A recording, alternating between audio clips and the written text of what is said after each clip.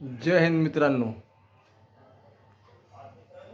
माझा विश्वास आहे 4 जूनला 404 सीटं आपले BJPची येणार आणि पुन्हा तिसऱ्यांदा आपले पंतप्रधान नरेंद्र मोदी साहेब बसवणार.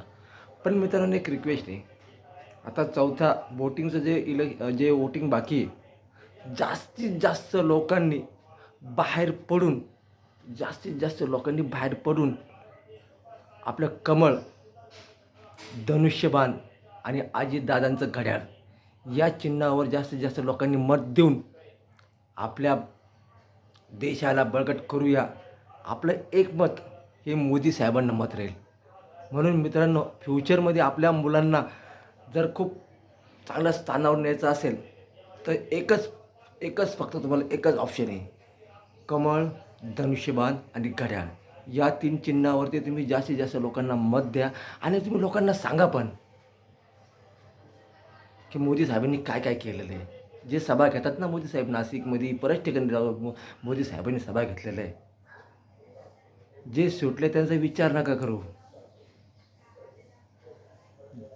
ज्यांनी मध्ये टाकलं आहे त्यांचा विचार करा. कारण का की मोदी साहेबामुळे या गोष्टी शक्य झालेल्या आहे. आपल्यासारख्या गोरगरिबांना नोकऱ्या भेटत नव्हत्या. आज नोकऱ्या भेटत आहे, गॅस कनेक्शन भेटतं आहे, घरकुल योजना भेटतं आहे, जल तक घर नल पण भेटतं आहे, सगळ्या गोष्टी भेटत आहे. आणि सगळ्यात महत्त्वाचं गरिबाचं पण कल्याण होतं आहे मित्रांनो.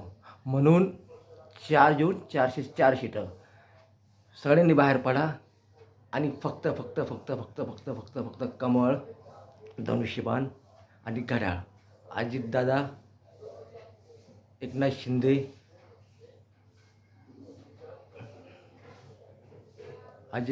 एकनाथ शिंदे